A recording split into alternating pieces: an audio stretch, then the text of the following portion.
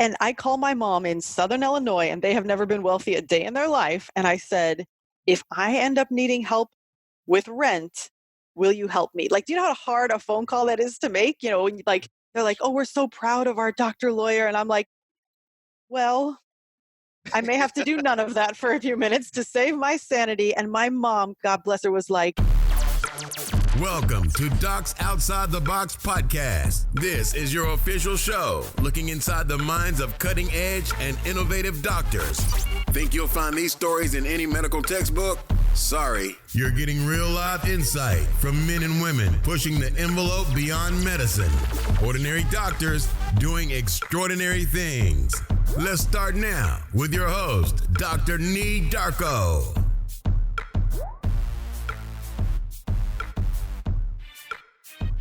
What's good, everyone? Dr. Nee here. Now, that quote you heard, that's an actual real conversation that my next guest had with her mother. My next guest is Dr. Lynn Marie Morski. And you may be thinking, okay, this conversation happened years ago. You know, you get hit up in college, have hard times maybe in grad school, or even that awkward time when you finish residency and it's in between residency and starting your attending job. You haven't gotten your bonus yet or whatever it may be. So you may be hard up on some cash. You know, we've all been there.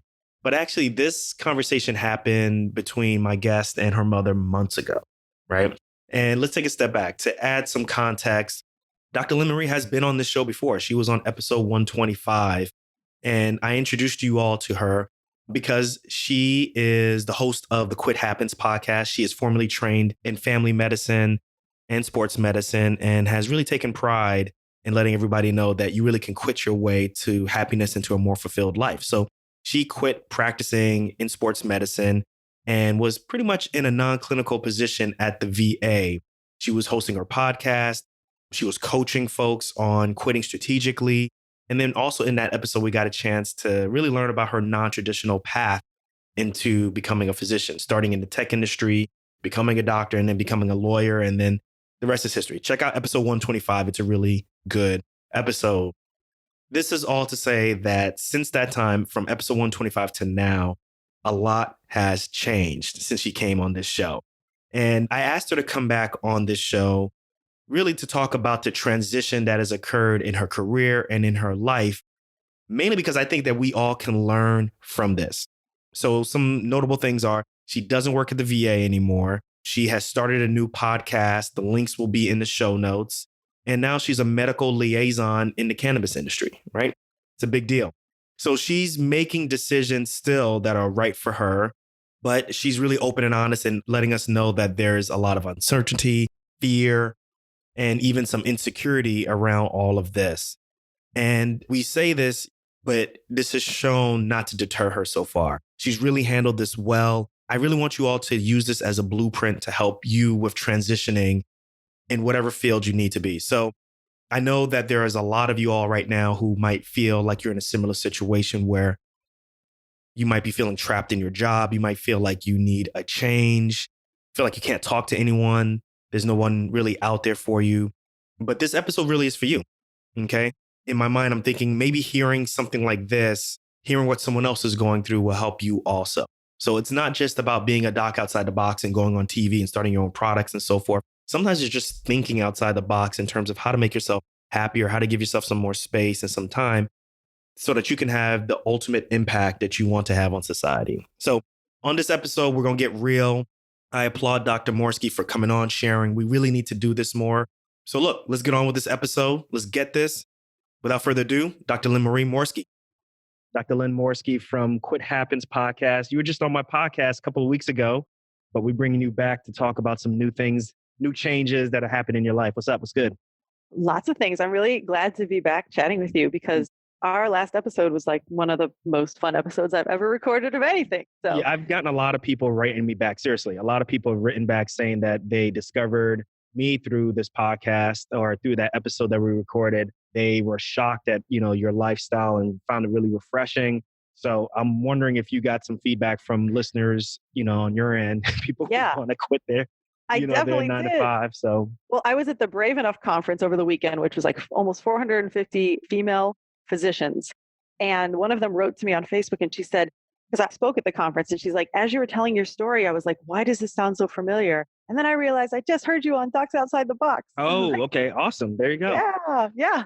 You know, you saw it. I sent you a picture of someone that I met at Physician CEO, which is a business immersion program at Northwestern University.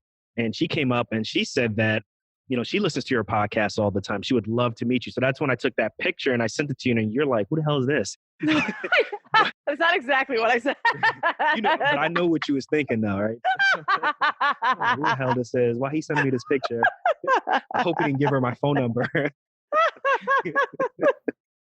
No, just context is always helpful. Right. So, I mean, your show, you're making the rounds. People know about you. So, well, I hope, and mainly because I hope that I'm bringing some breath of fresh air to the general concept, which is you don't have to stay in medicine for your entire life. And even if you do stay in some capacity, you don't have to stay in clinical medicine, or you can make some changes to what we traditionally think of as the role of a doctor. When we got into med school, we probably had one thing in our mind, like, this is what life's going to look like for us as a doctor. And for a lot of us, that life didn't necessarily pan out to be as fulfilling as we had pictured. And so we can make some twists and turns and some strategic quits, like I like to talk about, to make our medical degrees work for us. So yeah, I'm glad that the message is resonating with a lot of people. They definitely recently did a Medscape article about me where it did not resonate with a lot of people. They were yeah? What happened? What'd you do? What happened? Man. Well, I'm typing this up as we talk so I can look this up. So you can pull it up because there were I think it's called Quitting Medicine Thoughtfully, which, yes, I mean, I quit clinical medicine. I haven't quit being medical altogether. But last time I looked, 100 comments, many of them, there were a few supportive, but many of them just made it sound like I was a scourge on the face of medicine. Like, why did anybody let this woman in? She wasted a spot that somebody who would have actually been good at clinical medicine could have taken. I mean, the psychiatrists were brutal. They were calling me names. I'm like, you're mental health professionals. Why are you calling me names? Like, I'm trying to do what's good for my mental health and you are shaming me. It was really just sad because the only reason I was reading the comments is because if people said things like that, I wanted to be able to respond to them only because if other docs who are in my situation or in my situation from the past, and they're like, oh my gosh, medicine isn't really working for me. And they read my article and they get really hopeful. And then they read the comments about their peers and how their peers just are going to think they're the worst person ever if they leave medicine. I didn't want those comments to kind of have the last word in that article. I wanted to respond. I wanted to respond for two reasons. One, for that purpose. And secondly, to let internet trolls realize the person who wrote this and that you're, calling names can read it and will respond. But after a while, it really just kind of weighed on me over and over trying to explain myself, Dr. Lynn, where I'm from, we call that clap back. So you clapping back. Clapping back. So real quick, let me read one of the last messages I see from here. I'm not logged into Medscape. I don't feel like creating an account, but there's one here from, I'll say Dr. ML. This was left on August 22nd. He says, I think it is a shame to put all that time into what you thought you liked, only to dump it all and do something else. It does happen though, and there are some good suggestions on how to rationalize your change in life plans. He says, I respect that, but I also want to stick up for those who were called to be quote unquote doctors. I knew I was quote unquote called when age 7 years old and asked my mother if I could become a doctor, like the Dr. Cassidy, my pediatrician and hero in some respects. And then he goes on to talk about he's been in private practice for over 31 years, urology, but had to shut down with the advent of quote unquote Obamacare and its technical requirements or made things blah, blah, blah, blah, blah, blah, blah. A wise sage once said, if you love what you do, you'll never work a day in your life. I second that opinion to live on a positive note whenever possible. Dr. Lynn, it's time for clap back. I got to say, that's one of the mildest comments because he didn't call me anything bad. He didn't say, I'm ashamed and I should be ashamed. He just said, it's a shame to put a lot of time and money into something that you're not going to use. But again, what the article didn't really cover is that what I do now, and what's funny is that the article interview was done when I was still working at the VA. So I was still You don't work there anymore. So yeah. So I've quit medicine even more than that. We'll let you tangent into that after you finish your clap back. Okay. Yeah, my clap back. Well, not that I wish you would have found one, but there were some that were calling me terrible things. Those deserve more of a clap back. This guy at least acknowledged the fact that, okay, it's just kind of a shame that I quote unquote wasted time or money, but that's just not accurate. I use my medical degree every day in my new job. I'm just not seeing patients. There's that whole calling thing. I do a lot of coaching in kind of the career area, and you can have multiple callings in your life. Many people do. The person you are when you're 7 and called to be a doctor is probably not the same person you are when you're 47 or 57. You may have some of the same values and desires, but to say that you're going to have one quote unquote calling, as he kept saying it, for your whole life, that's asking a lot of the person making a decision, usually at age 17, right? Right, The one who's choosing med to go into pre-med for college. Well, definitely someone who's making a decision at the age of 7, like he did, right? Yeah. Aren't going to be able to stick with that. Right. Most people at 7 want to be like an astronaut. Like Right. if we held everybody to that, everybody would be kind of like, oh, what happened to your calling to be an astronaut? You know? I think the good thing about nowadays is, that type of comment, although it's very mild, and like you said, I haven't gotten a chance to look at the other comments, like that would have completely drowned out your voice, right? And you may have felt like, you know what, I can't really talk about this. And then that nobody else would have heard about it. But now with social media, we got this podcast, we got your podcast. It's a different time, right? So we can have these type of healthy discussions and really flush this out, because I agree with you. Like, you can't expect people at the age of 18 or 21 or 22 or wherever, all of them at least, to kind of have that calling, that fervor, later on in life. Things change. This is life, so. Yeah. And a lot of people get into it for, I know you and I discussed this on our last episode, but a lot of people get into medicine for other reasons. There's just no point in shaming them for that. Think about how many are brought up with parental pressures. Their parents are both doctors, or they come from a culture where that's the number one thing to be. And so if you're a smart kid, you've got to go into medical school. Like, who's to say that somebody who went in at age 17, went down the pre-med med school path because of all these pressures, should somehow be shamed because other people were called to do it and then keep doing it? If we are going to practice what we preach as doctors, we shouldn't walk around shaming people and leaving them with mental health stigmas that we are supposed to be trying to cure in our daily lives, right? We should want all of our colleagues to feel fulfilled and not anxious, as de-stressed as possible, and have the best work-life balance we can. And just shaming each other in this like weird cattiness is just not useful, not helpful. There's a physician suicide epidemic, so it's actually at some point dangerous. So we just need to stop this. And I agree with those comments. It's almost like dismissive of what's going on with you, because I think what it fails to really focus on is, what's the real issue? Why did you want to leave medicine? Or why are people so interested in doing medicine less, right? Is it the stress? Is it the lack of being able to see families? Like, there's different ways to do these things. When people say that it's a shame, or someone else could have taken your position, like, how do you know someone else who would have taken my position wouldn't feel the same way 20 years, 10 years, 5 years into this? So the problem is the majority of times is it's the system. It's not really the person. It's really interesting that that person or some of these comments mention someone else can take that position, or, quote unquote, like an opportunity cost. I had an episode a couple of weeks ago with my wife where we talked about the opportunity cost that I faced when I decided to spend an entire year just really, hunkering down on working and not really focusing on expanding businesses and expanding this podcast and taking chances and so forth. So, the crux of this conversation that we're having is really kind of to talk about the updates with you, what's going on, but also let's talk about how quitting and opportunity costs play in, and, some of the things that we may be missing and leaving out on, mainly because we want to do what's quote unquote safe. Yes. So let's take it back to the VA. Because the last we talked, this VA was like the bomb.com job, and, it was Shangri-La. You was loving it. Well, okay. I was never loving it. I loved that it was only 10 hours a week and it paid my entire, I was making a full salary comparable to what most, primary care docs are making. And I was working 10 hours a week. What I love. And you live in San Diego too. And I live in San Diego. And it ain't cheap. So you could afford to live there. Yes. I could not afford to pay off my $250,000 in student loans, but I was at least able to pay my rent in Southern California. The issue was we're going to talk about that another time. The student loan issue.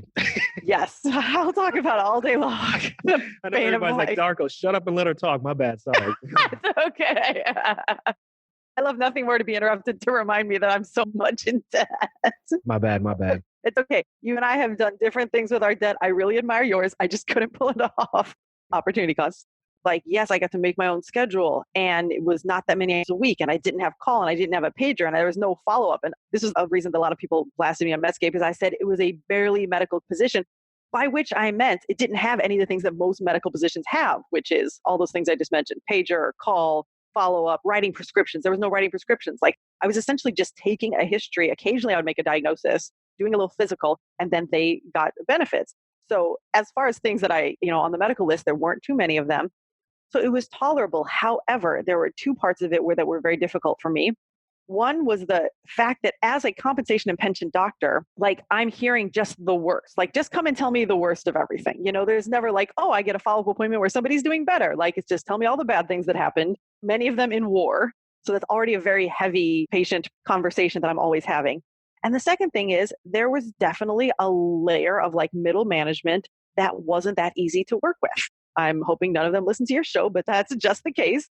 And so I worked there for 9 years and I tried to stay under the radar, keep the management happy, deal with kind of the heavy patient conversations as best I could.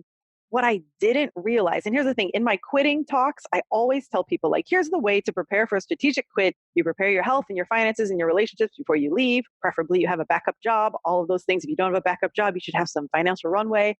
But then I always put an asterisk, which is if your health is suffering, quit now and then figure it out. And when I used to say that, it was like in theory, because I had never done that myself. In the entire 9 years I was there, I was always trying to find something else. Like I went to law school and I did a startup and then I taught law and I worked in politics. I was hoping any of these other things would like replace my salary so I could leave the VA. And after 9 years, nothing had. So I'd spent almost 2 years as like a quitting evangelist who could not quit her own job. And that was so out of alignment. Practicing what you were preaching. I was not, because I kept telling myself I was in a strategic quit. I'm like, I'm in a 9-year strategic quit. As soon as anything gets me the financial situation that can replace this, I'll quit. But nothing was. And this is where the opportunity cost came in, because as long as I stayed there, nothing was going. What I did not realize, and because when I quit, I had no backup job. I had no financial cushion. I had not saved a penny for the quit. It was essentially like my mental health just started to collapse rapidly, just like literally one day in clinic, it just came crashing down on me. And it was like my body was showing me how much stress that being out of alignment for like 9 years was putting on me. That same month, they said, you have to renew your security clearance. And that takes hours and hours of like going through documents and putting addresses and blah, blah, stuff that isn't paid. And it was essentially like a sign from the universe, like, this is it. You're not going to renew that security clearance. You're going to be out. I'm so grateful that security clearance thing came up because I don't know how long I would have let it kind of just drag on. So just so we're on the same page, you bounced without an emergency fund. Correct. Damn. In Southern California, paying the rent by myself, nobody, no roommate, no husband. Student loans still coming in. $250,000 in student loans. Yeah, ain't still knocking on the door like, hey, where our money at? Gotcha. Yep. All of that. Wow. That's boss. I mean, that's ballsy. I'm not going to front. So I guess, so to speak, your ethos wasn't right. It wasn't, what's the other word for it? Just something in you was just saying that you can't live this life anymore. And you said you're done. Yeah. When I had something small happen in clinic and it led to like 12 hours of crying, that is not like a normal response for me. It was clear that my body was just screaming for like, this has taken so much toll on you. I finally came down to the statement that was killing me was that whenever something would happen bad at work, it would of course trigger that like, the fear cascade, which ends with me getting fired, right? If I did something wrong at work, maybe I'll put on this probation doesn't work, then I get fired. Like we always go to this worst case scenario. And I was realizing I am freaking out about losing a job I've been trying to get rid of for 9 years. Like this is ridiculous. And so seriously, I decided to work as much as I could the last month I was there because I could make my schedule to where I could work more, but I still didn't work like 40 hours a week because I still couldn't handle that. So I would work like maybe 20 hours instead of 10. And I literally called my mom, and I'm at this time, a 41-year-old doctor lawyer calling her mother. You just had a birthday too recently. I did. Now I'm 42. Yeah. Thank you. And I called my mom in Southern Illinois, and they have never been wealthy a day in their life. And I said, if I end up needing help with rent, will you help me? Like, do you know how hard a phone call that is to make? They're like, oh, we're so proud of our doctor lawyer. And I'm like, well, I may have to do none of that for a few minutes to save my sanity. And my mom, God bless her, was like, of course. Like, we're here for you. We'll help you in any way we can. Whatever we have is yours. Because she had been able to see what it was doing to me all these years. So when I left, it took a little bit, but like when my nervous system finally like put itself in a place where it realized, oh my God, you never have to go back. This cloud just dissipated because I used to, even though I had a job where I could literally make my own schedule, I had the most job flexibility of almost anybody I know. I still would envy almost everybody else's job for some reason. Like, oh, they can move to it. Well, this is the other reason. Like, I was so connected to that job. that I was afraid to leave San Diego. Like, you can never leave San Diego. That's the only job you're ever going to find that's going to be this good. Like, until you're a full digital nomad, you're I've been to stuck San there. Diego. It's pretty damn hard to leave San Diego.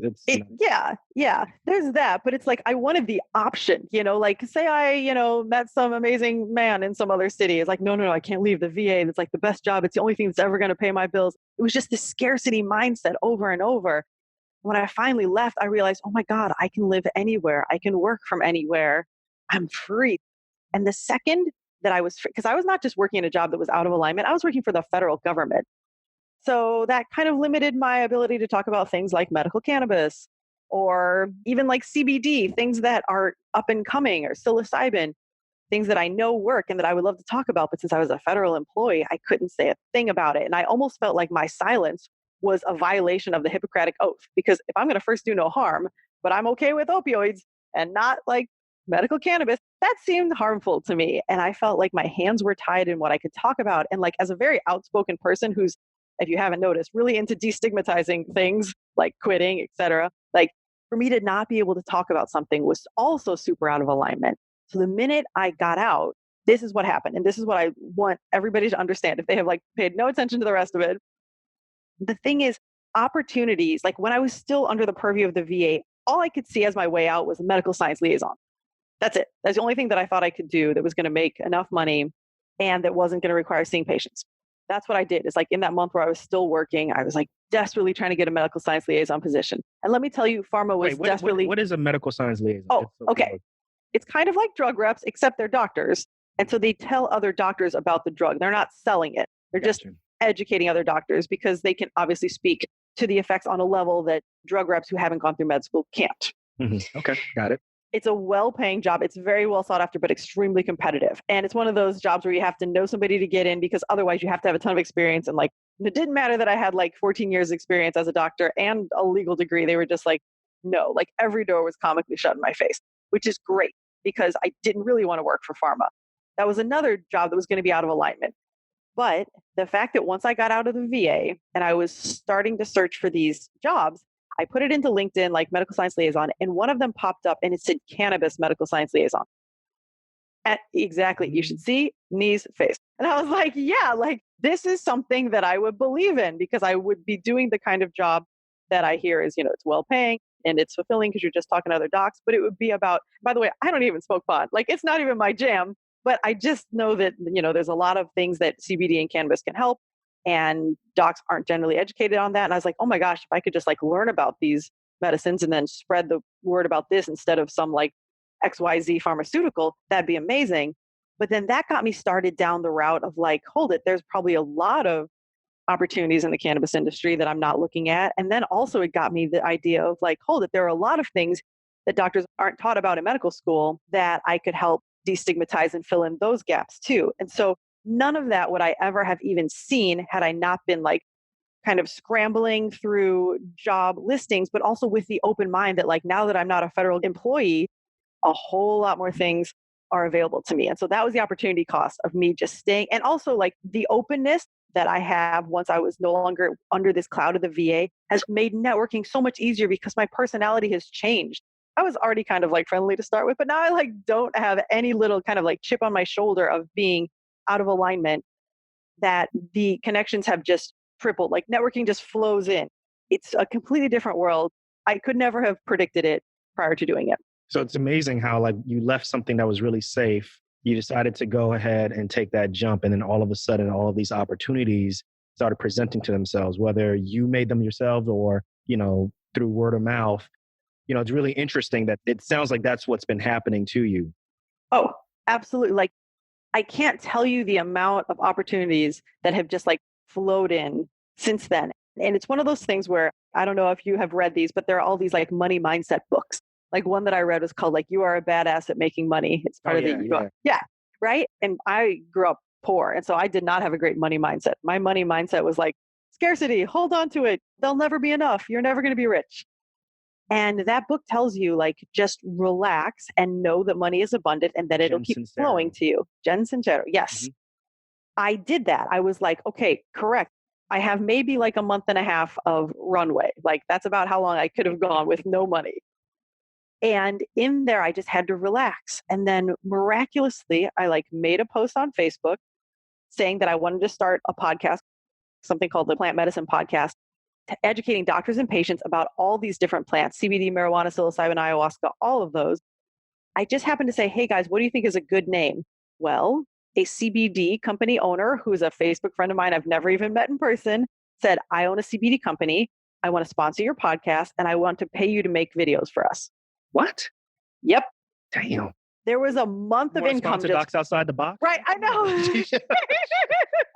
I know it's funny because Quit Happens had been a year and a half. I think I was in like 80 plus episodes and almost nobody had ever wanted to sponsor that one. But this one, I don't even have a name for it. And this guy's like, I'll sponsor it. So suddenly there it was. But like I recorded these videos. I had enough income to last another month. It was like, who would have thought that your job post VA is going to be CBD video spokesperson? Like not a thing I even thought existed. So you're still coaching people through quitting strategically and so forth. Do you feel like you've become a better coach? Do you feel like this has enhanced your skills better? Talk to us about that. How's it made you in terms of how you relate to people who are going through this process, who look to you and so forth? In so many ways, because like I said beforehand, I was giving them advice that I had never taken. There were lots of quits I had made and I had done a lot of preparation, like per my own little 5 steps of strategic quitting, but I had never done the your health is suffering, make the leap. I had never really, truly had that opportunity cost thing show up in any way besides just the physical. Like I would say, okay, if you're in one job, you can't physically be in another job. You can only be in one place, at a time. But I had not at all kind of figured that there was a mental opportunity cost too, which was you can't even see the opportunities that are lying at the other side. That's what I'm talking about. Yes. Right? Go ahead, please. Yeah. I'm so busy. Yeah, go ahead. Yeah. Like the ways that I have made income in the past 2 or 3 months since leaving, not a single one of them had I ever thought of while I was working at the VA. Like I said, for 2 reasons. One, just like part of it is that you really need that drive. And with that quote unquote safe job, I thought it was there because I thought I hate the VA so much. I'm sure, that drive is there, but it wasn't. It was not in it. Yeah. It was just draining my energy in a way that was taking all the creativity that I had. The creativity that I then used to like make up all these other jobs that I have had since. And I also, like I said, the fact that I had a mindset that was keeping me down and I was out of alignment. And I know there was just not at all clinical depression, but just like this low level dark cloud, whatever that would be called, that was just there that kept me in this weird scarcity mindset, feeling out of alignment. That's not a person who opportunities are going to flow to nearly as easily as somebody who's in alignment and is open to things. No, well, let me ask you a question. Let's take a step back. I always look at it from the standpoint of someone who's a cynic, right? So what if someone says, oh yeah, I mean, of course, like you're going to say if you left your job and you're coming on this show, all of these positive things are happening to you. You're not going to say anything when it's negative, like the negative things aren't happening to you. Like to speak on that, because I actually believe what you're saying, because, once I decided to kind of change things a little bit over these last couple of weeks and months, and so forth, I feel like certain positive things have been coming my way that they would not have in the past, particularly if I continue to work like I've been working in the past. And so I see it. I definitely see it, which prompted that episode of Opportunity Cost. So speak to that cynic or speak to someone who's listening and they may be on the fence and are like, I don't want to do this. I can't just jump and like without any job. I got kids or I got these things. And, maybe she's just sharing the positive things. But, when you really clear your mind and do what you really want to do these opportunities really happen? It's opportunity meets preparation, because a lot of the opportunities I've gotten are because like in that month when I was still working at the VA, knowing that I was going to be done at the end of the month, I made sure my LinkedIn was on point.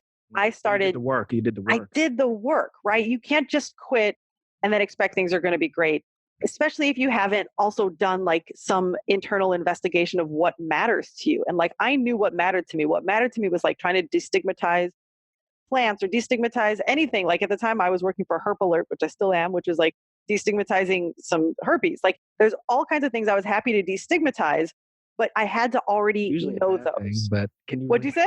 Usually herpes is a bad thing, but but everybody has it. So am I like, we know the stats. Yeah. I swear to God, my last podcast I was on, I mentioned Herp Alert and there's like a 30-minute herpes discussion at the end. I was like, not where I wanted this to go, but okay. Because I was thinking, I was like, should I even? No. Everybody has herpes. We'll just go past that. But like, you have to know what your values are. then you have to do the work. I mean, in that month, I was hustling. And then even afterward, I spent my time working really hard on Quit Happens. And then also, like, it was in the first week that I was out of the VA that it occurred to me to do the plant medicine podcast. Within a week, I bought plantmedicine.org. I'm trying to figure out who's going to do the website design. I put that post up on Facebook about the podcast, which got me all the other things. So it takes letting people know that you're in the market for something or letting people know that you're available. You can't like just sit in a corner in your house and think things are going to come to you. But if you've done the work, if you know your values, you know what's important to you, if you know what didn't, this is part of strategic quitting that's really important, is knowing what it was about the last thing that didn't work for you so that you do not replicate it. Like I almost did. I almost just went to pharma and then I would have been out of alignment in another area. Like that was the scarcity mindset, being like, I can only see one thing. And then the second that I got out from under the cloud, I'm like, oh no, I can see so many things. And I'm very glad that every pharma company turned me down. I think what's really cool is that you are creating almost like your own economy, so to speak. Like you're creating the ability to make money as opposed to relying on a job to get that payment. And I think that's scary, but it's also cool. So that's what's up. Thank you. Yeah. Like I started to realize, this is another important part, is like evaluate what your skills are. At some point in time, I had been the medical editor for a biohacking website in the past year, and I loved that. I loved editing. I'm great at writing. I'm going to toot my own horn there. I'm not great at medicine or law, but I can write. And so I just started putting on my LinkedIn, happy to do editing for medical websites. And then I was getting, I got my current job from that. They found me on LinkedIn. And then other companies, I saw, hey, they're writing this kind of content. And I would reach out to them like, do you need a medical editor? Yes, we do. Like I was doing the work. But as long as you have those things in place, you know what's important to you, you know what you do and do not want in your next job, and you're willing to do the work, I think you can make it happen. Again, yes, to all the cynics, I do not have a family that I'm supporting. I just had to keep myself off the street. And yes, that's another consideration. But really, like I do know people who've made the leap without it. And it leads to this hustle and this creativity that just somehow money seems to be there. I love it. I mean, I think that really speaks to a lot of people who are sitting on the fence and they're just like, they may need to do a little bit more of an emergency fund possibly and so forth. But I think like there's something to be said, like you don't feel right within, like nothing else is going to, really positively flow from it. So I love that you shared that. Let me ask you this, like, when do you know, like after these experiences that you've had, when do you know, like, is there a time that you should be like, I really enjoy what I'm doing, or I'm doing something new and I should just quit if I know that it's not working out for me? Do you see what I'm saying? So for example, when do you know that it's time to move on and you should start doing something? Is it when whatever you're doing doesn't feel like you love it anymore or you're passionate about it? Or is it when like people start monetizing things? So for example, like when I started monetizing my podcast, there were expectations and it went from being a passion project to, yeah, it's a passion project, but now it's a business. Like when should you know, like, okay, you know what? It's time to, I don't know if they can hear that in the background. That's me smacking on the table for effect. But when should they know, like, like I should move on to something else?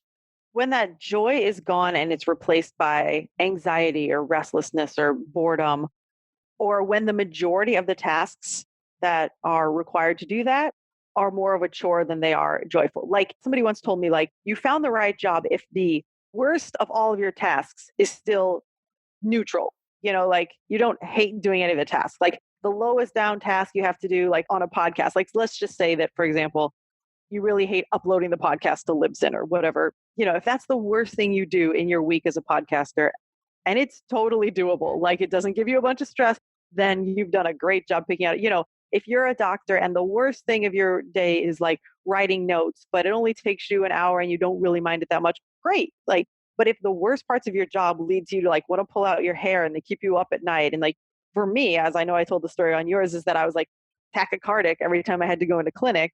Like those are the ways that your body's telling you, like, this is totally out of alignment and it's taking its toll on you. Like as doctors, we should want to be good examples for our patients. And if we see our patients are getting high blood pressure and acid reflux and all these things from their lifestyle, how is it that we should be treating ourselves any differently? Like if your call schedule is giving you reflux, well, then let's start to evaluate like whether you should be in a position that has that call schedule. And it's different parts of your career. It's not like I'm ever saying like you have to throw the whole thing out. There's lots of like, that's why, when I talk to doctors, I have an entire slide at the end of like practice adaptations you can make without throwing out all of medicine. Like currently I'm like, they haven't decided my name, but like chief medical director or something. Like it still requires a medical degree. I'm still behaving very medically. It just doesn't look at all like it did when I was seeing patients every 15 minutes in a clinic. So I'd say like when you pull that trigger, is when the negatives are outweighing the positives and it's starting to wear on your health. I'm interested to know, what about these comments? Like, what does that do for your health? When you see these comments, I know you've responded because I can see some of your responses. Like, how does that make you feel? It makes me sad for the doctors who are reading them who are still stuck.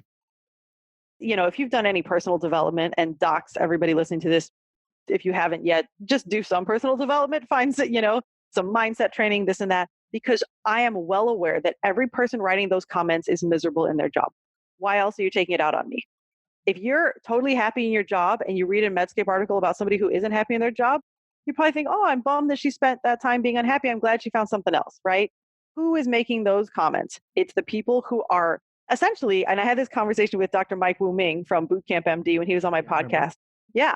He was like, the people who were talking about me so negatively for leaving medicine were the people who were jealous because they didn't make that leap. They were frustrated in medicine. Like, it's always, I never like to be like, oh, they're just jealous. They're just haters. Or anybody who makes a bad comment. But say, right? That's my mom. Right. Right. Right. But I think that's right. I mean, like, if you were a happy person, why would you leave such a toxic comment? Mm-hmm. And you can even see in a lot of the comments, people are like, I sacrificed my life for this. And I'm thinking, well, that's great. Like, would you tell any of your patients to sacrifice their entire life for a thing if their health were suffering, et cetera, et cetera? Like, they're making themselves out to be these amazing martyrs. And I'm like, a martyrdom is not great for your health. Like, maybe you feel really righteous at the end of the day, but at the end of the day, I don't want to feel righteous. I want to feel vibrant and healthy. It's funny you mentioned that. And that comment really strikes a chord with me, because if my wife was here, she would say definitely, the whole issue with her was, we were going through IVF, having difficulty having our own kids. And, one of her comments were like, I've spent all of these years trying to help bring life into this world, yet I can't bring my own into it, which is a really tough comment to hear from my standpoint, right? I'm just like, man, like, what do I say? I just, I'm supportive, but she made some changes to her career. And I'm not saying that this works for everyone, but this just worked for us. She made some changes for herself. And then all of a sudden, positive things happen. We have 2 children, and she says a lot of times, like, she didn't become a doctor to, not spend time with her kids, eventually. How some people say, I didn't become a doctor not to spend time with my kids when I have kids. Like, hers is, look, I became a doctor, that's fine. But now that I have kids, I want to spend more time with them and so forth, and have that open conversation. I just remember, like, would have been like 15 years ago, 20 years ago, before these podcasts, before all these different blogs and everybody having a voice, the gatekeepers being gone, how people would feel, if they felt this way. Yeah. I just came back, like I said, from Brave Enough a week ago, and I heard story after story of people who, the way they're describing their existence seems very trapped, and they are very sad, and they were complaining about a lot of aspects of their career. And my heart just went out to them. And so many of them, like, there were like almost 450 women there. I'd say 200 plus came up to me and told me how much they loved my talk, which was about quitting, and how it really made them think about ways that they can change, because not many people get up there and say, hey, I'm giving you the permission to quit medicine. It's okay. And I even brought up the haters. I'm like, most of you will not have a Medscape article written about you. So if you have haters, you'll never know. Like, they might talk behind your back, but nobody's going to say, like, to your face like they did to mine, like, you are the worst. But even if they think that, even if they say that, that person who wrote that has never been in your shoes for 1 second. Nobody else in society who's talking about you has ever been in your shoes for 1 second. Even other doctors, they've been in their shoes as a doctor, but they haven't been in yours, with your comfort zone, with your values, with your morals. And so they cannot judge you. I mean, they can, but that's just a reflection on themselves. It's not a reflection on you. You're the one who has to be in that body and in that job 24/7. So do what works for you and ignore what the haters are saying. So Dr. Lynn, that's a really good example, a really good point. I love it. So for those who are listening right now and they may have these feelings of tachycardia going to the hospital, or, not sure if maybe they should put something on medicine on hold so they can start, a bakery or start a podcast, or, start whatever they want to do. Give me some of the first steps. Let us know some of the first steps they need to do, from taking something that's just in their mind, something that's in their heart, and actually taking some like actual steps, to start that process. Yeah, absolutely. I'm going to use both of the examples you just talked about because they require different first steps. If you're having tachycardia or any of these other, anxiety, hospital related, or clinic related symptoms, things that are actually harming your health right now, I would talk to whomever is slightly above you. If that's possible. I know that so many people are afraid to go to anybody and say, I'm having anything resembling a mental health crisis.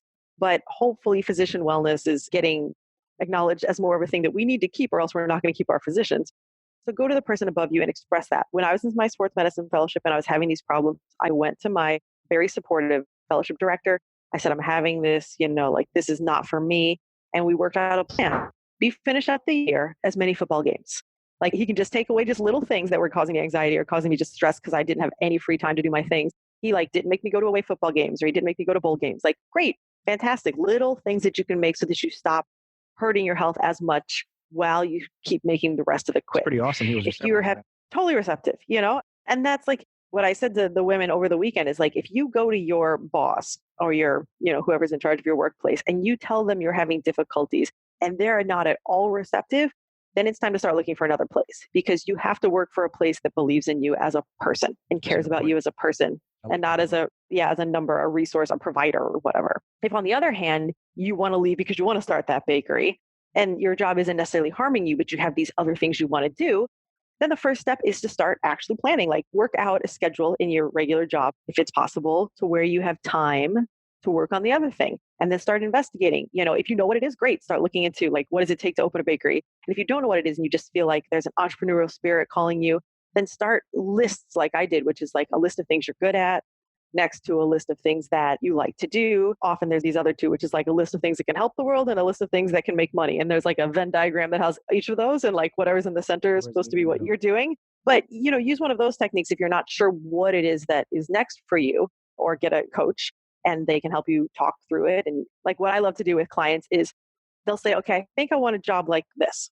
And then I will just give them a practice scenario. I'm like, okay, so you walk into the office, and I start describing their scenario. And then like every once in a while, the client will be like, oh, that doesn't feel right. Like, okay, that's why you have a coach, is to like have that dialogue, because you can hypothesize something in your head, but when you hear it back, sometimes you're like, oh yeah, now I can check in with how I feel. I mean, not for me, but that's it. Medicine isn't harm. Then start shaping your current job and also start saving some money so that you can make that transition. So you can start the first steps to either evaluating what's next, or if you know what's next, then looking into what it's going to take to get there. I love it. I love it. Dr. Lynn, it's been a while. So people don't know, we recorded the first episode early in the year, and the episode came out later on in the year. So when you left the VA, that was a little bit earlier in the year, and this is where you are right now. So you're doing really great things. So I hate putting you on the spot, but I really hope that you come back on the show just to kind of keep us updated. Like I said, I'm really telling you, like I'm getting a lot of people writing, giving praise to that episode that you did on the show. So I'm assuming we're going to start getting a lot more questions about it. So if I do, please come back. Help me answer the questions. I would absolutely love to come back. I just love our chats because you are so real. And we can tell it like it is. Show. I know. That's why it's my favorite. But not the average podcast, So. You are not. You're way outside the box in exactly the location that I like. Thank you. So we're going to keep it going right now. And the reason I wanted to talk about this is because I went through something like that, where I feel like maybe it's possible that I may be going through something like that, where you love something, you spend a lot of years doing it, but also at the same time, you see something else, in the clouds, and you're like, man, like I can create this. I don't know how to do this, but I know that the more I keep spending time here, I'm not able to spend time doing the things that I, nebulously may be able to do. So I appreciate you kind of taking those thoughts that I've been feeling and kind of putting it in words. And even the next step, not even just putting them in words, but you're actually taking action on that. That's pretty cool. So I love it. Thank you. And this is totally not a wrap-up statement, but I'm throwing it in anyway. I interviewed a surgeon on my podcast, Dr. Darshan Shah, who runs Next Health, which is like a biohacking center. But same thing, he loved doing plastic surgery, but he really believed in opening this biohacking center. So he just worked out a schedule where he does plastic surgery like one day a week or a few days a month. So he can still do both things. Like it doesn't have to be all or nothing. Ask the questions, change the schedule, make modifications, because you get one life. You don't want to look back at the end and be like, man, I really wish I had done this other thing, but I had to work 70 hours as a surgeon. Like, find a way. It's a large country. There are different places to work. Ask around, find somebody who's going to let you work for a certain schedule, or open your own so that you can make a schedule that works for you, so that you can try to fulfill all of your passions as best you can. Love it. I love it. Let's do this again. Absolutely.